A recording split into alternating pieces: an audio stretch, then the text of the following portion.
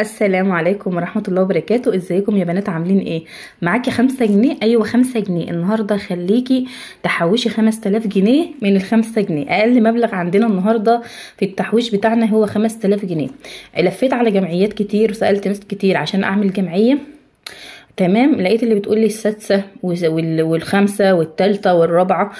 طيب يا جماعة انا محتاجاها، يعني مثلا داخل علينا عيد، داخل علينا رمضان، داخل علينا مصاريف مدارس كده، يعني لا السادسة اصل انا بلمها واخدها أصل. طب وبعدين فكرت مع نفسي قلت لا، ما بديهاش بقى، لن يعجزني شيئا والله العميل بقى ايه فكرة كده، اخلي كل حبايبي يعملوها معايا. طيب الفكرة ديت يعني اقل مبلغ فيها 5 جنيه ممكن تحطيه. بصي يا حبيبتي، ديت تحدي يومي. التحدي اليومي ده اللي هو تحدي التحويش، ممكن تحوشي مبلغ صغير حتى لو جنيه واحد، مع الوقت هتلاقي المبلغ ده اتجمع وبقى مبلغ كبير. ماشي، هنحاول نوفر مع بعض في المصاريف الصغيرة، يعني مصاريف المنظفات، حاجة من جنب المصاريف بتاعة اللحوم، الحاجات اللي انت بتشتريها باليوم، الجبن والزبادي والحاجات ديت ممكن توفري من جنبها لو عملت ميزانية كويسة. كمان عايزة اقولك الجنيه لو وفرت جنيه واحد كل يوم، جنيه واحد هتلاقي معاكي في الاخر رصيد من رصيد التحويش اللي انت بتوفريه. طيب عايزه اقول لك بقى استغلي الفلوس الزياده اللي بتجيلك. يعني ايه يا محمد الفلوس الزياده اللي بتجيلك؟ يعني يا حبيبه قلبي لو بيجيلك مثلا انت موظفه وبيجيلك مكافاه، او انت مثلا بتبادلي الزيارات مع حد، يعني زي ما تقولي كده بتروحي بقى ان انت واحده مثلا والده بتروحي تجامليها ولا كده، وبيحصل عندك مناسبه ويردولك الفلوس ديت، حاولي تشيلي منها جزء للتحويش. ماشي، حددي هدفك، لازم يكون عندك هدف واضح عشان تعرفي تحوشي، وتكون عندك متحمسة اكتر. اعملي ميزانية، سجلي كل مصروفاتك ودخلك، كده هتعرفي الفلوس بتروح فين وهتقدري تتحكمي في فلوسك اكتر. ابعدي عن الاغراءات، يعني بلاش عروض، حاولي كده ما تشتريش اي حاجه وخلاص. احنا اكتر حاجه بتشدنا في السوبر ماركت يا بنات العروض. ماشي، بنبقى نازلين السوبر ماركت وقلنا وهنعمل بقى ورقه وهنظبط الدنيا، وفي الاخر ليه؟ لان احنا بناخد في، انا عن نفسي يعني باخد فلوس اكتر، وانا نازله السوبر ماركت اكتر من الحاجات اللي انا محدداها، فبلاقي ايدي راحت عايزه زيت.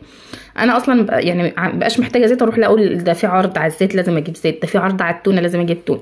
فالحاجات دي كلها بتغرينا، فما تاخديش فلوس كتير معاكي، وما تحاوليش تنزلي السوبر ماركت وانت جعانه. ماشي، استثمري فلوسك، يعني بقى استثمري فلوسك في اي حاجه. يعني انت حوشت مبلغ يا بنات 5000 3000 4000، حاولي ان انت تعملي بيه مشروع من البيت. مشروع من البيت زي ايه يا محمد؟ اي حاجه انت بتفهمي فيها، واي حاجه ممكن ان انت تتعلميها، تتعلمي اي حاجه. والله العظيم يا بنات اما بيجيلك دخل ثابت من شغلك انت ومن تعبك انت، ليه طعم تاني خالص. ماشي، والله العظيم الفلوس يعني دلوقتي، يعني انا عايزه اقولك ان مشروع الخرز والشنط اللي هي من الخرز ديت، بصوا انا عايزه اعرفكم على حاجه. بصوا دي سبحه انا شارياها ب30 جنيه، بنوته عندها 10 سنين، هي اللي عاملاها، هي اللي عامله السبحه دي، وبتباعها ب30 جنيه. كسبت فيها اكيد 15 قد ال15 اللي هي مكلفاها عليهم ديت، 99 حبايه زي ما انتم شايفين كده. دي صاحبتهم صاحباني 24 ساعه يعني.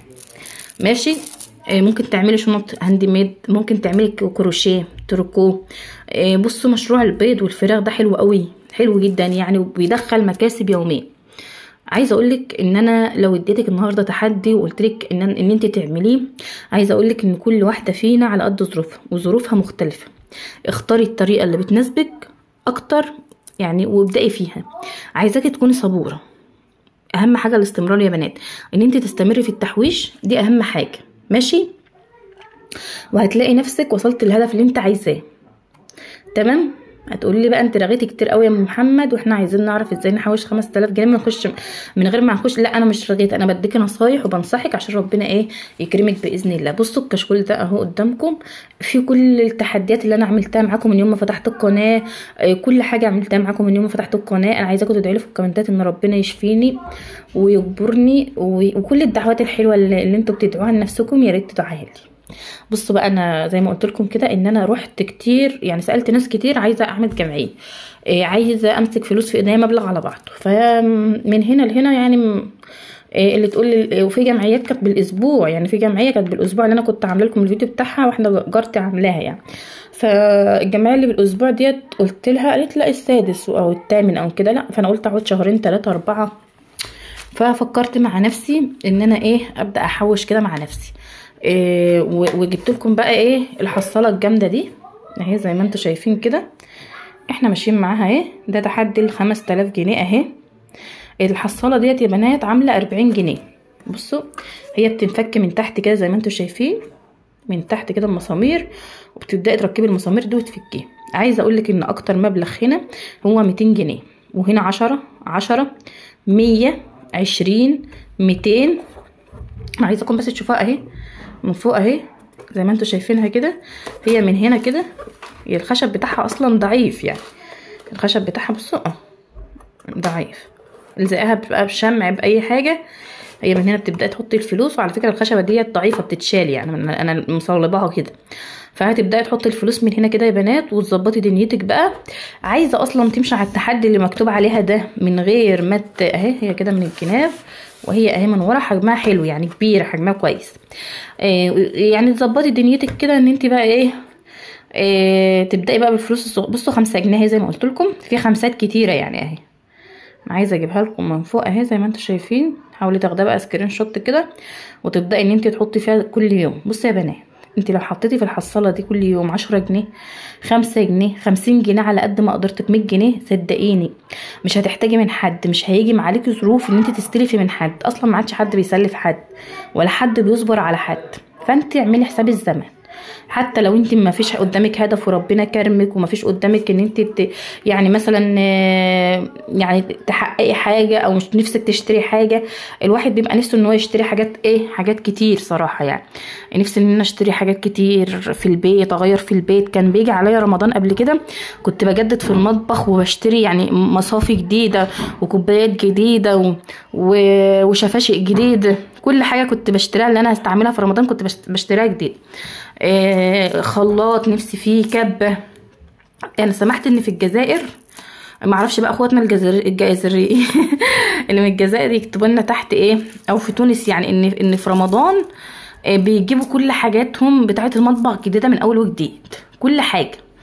فانا يعني بصوا التحدي ده حلو. في ناس ممكن تخلصوا في شهر، وفي ناس ممكن تخلصوا شهرين. بصوا احنا كنا محمد كان حاطط 5 ومحمود كان حاطط 10 5 5 3 4 مش عارفه ممكن تعملي نص التحدي ده، وممكن تعملي ربعه، ممكن تعملي 10 ايام منه زي ما انت حابه، يعني ممكن تعملي 5 ايام منه. المهم ان انت تبداي وتتوكلي على الله. وبصي بقى اهم حاجه في الموضوع ده كله هي الصدقه. عايزاكي تطلعي صدقه وانت بنفس راضيه كده، وما تستنيش من الصدقه دي حاجه، يعني اعمليها كده لوجه الله. تمام. الحصاله اهيت. لو انت ما بتحبيش الجمعيات او بتحسي ان فلوس الجمعيات منظوره يا بنات، ابدأي في الحصاله دي. اي حصاله عندك ممكن تاخدي التحدي سكرين شوت زي ما انا قلت لك اهي، مسامير من تحت اهي.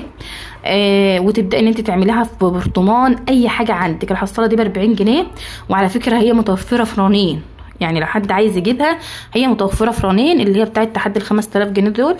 لو في بقى تحدي ال1000 جنيه وال10000 ان شاء الله هنبقى نجيبهم واصورهم معاكم. بصوا بقى اللي هي انا عايزه اقولك ان هي مبلكاش مش خشب، بس هي فكرتها حلوه وتنفع لعيالنا ان هم يشاركوا معانا. يعني لو قلت لهم عايزين نروح المصيف في الصيف باذن الرحمن يا رب يجعل ايامكم كلها خير وسعاده وبركه وهنا وفرح يا رب ان شاء الله باذن الله. اهيت يمكن اكون انا صورتها معاكم في فيديو قبل كده، او يعني صورتها معاكم في فيديو قبل كده. بس انا عايزه اقول لك انت ليه ما بتكمليش في التحدي؟ يعني بقول لنفسي انت ليه كل ما بتعملي تحدي تحويش وكده ما بكملش في التحدي عشان ما عنديش هدف، ما بكملش في التحدي عشان بيجي عليا اوقات وبحبط بيجي لي احباط وكده. فانتي حاولي تلتزمي وتوفري من اقل مصاريف عندك وما تضغطيش نفسك. انا عايزه التحويش ده يبقى بالنسبه لك لعبه تسليه كده بس. والله العظيم لو جمدتي منه قدرتي تجمدي منه حته خاتم حته ذهب ان شاء الله يكون عيار 18 اي حاجه في الاول هتنفعك وهتنفع اولادك. وانا والله العظيم يعني بحب اديكم الفكره اللي عندي بضمير قوي، مش ان انا ارمي لك الفيديو كده اقول لك كذا، لا انا بحب اديكي الفيديو اقول لك تعملي اعملي كذا وخلي كذا، اعملي واشتغلي واجتهدي ودخلي فلوس وطلعي نفسك من اي مود وحش انت بتدخلي نفسك فيه. طلعي نفسك من يعني اي حاجه تضايقك. لو مشكلتك الوحيده في الحياه الفلوس ابدأي بالفلوس الصغيره. اي حد بيعمل جمعيه يا بنات بيبقى يعني انا هعملها هاخدها الاول تمام، وبتدخل بقى كل حبايبها معاها الاول لو انت داخله بقى جديده في الجمعيه فطبعا ما بتاخديش الاول، تمام. فهي ايه بتبقى مدخله حبايبها معاها في الجمعيه. فانا ما زعلتش من حد لما قالت لي مثلا السادس ولا السابع، لا انا ما يعني بص حاطه قواعد كده لنفسي ان انا اي جمعيه مش هدخل فيها الاخر، لازم ابقى في الاول، عشان الفلوس لو انا دخلت بقى في الاخر بعد 5 شهور بعد 6 شهور هعمل بيها ايه؟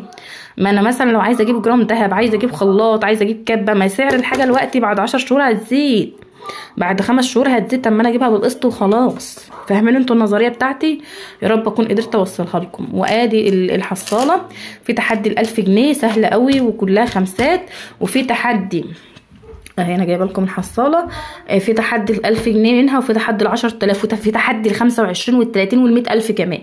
وممكن تطلبها على النت، بس هي من لو طلبتها من على صفحه بتدالك مثلا ب175 حاجه زي كده، بس انا ما اعرفش بقى اذا كان خشبها جامد عن ديت ولا لا، بس هي بتديها لك يعني المبلغ بالنسبه لي يعني بالشحن بتاعها بتخش لها في 250 جنيه. فانا قلت اجيب من يعني اجيب دي كانت واحده عندنا في البلد جايباها وبتجيب لي الحاجه اللي هنا لحد البيت. بس اللي زعلني بس بصوا يا بنات انا لازقاها ازاي، لازقاها لزق كده بشمع وكده، بس هي ايه لو لزقتيها بتجمد يعني بتمشي الدنيا معاكي اهي زي ما انتوا شايفينها اهي. ادي تحدي ال5000 جنيه وهتبداي ب5 جنيه. ابدأي بسيطة وان شاء الله هتجمعي مبلغ كبير. اشوفكم ان شاء الله في فيديو جديد، ما تنسوش الاشتراك في القناة وتفعيل الجرس. مع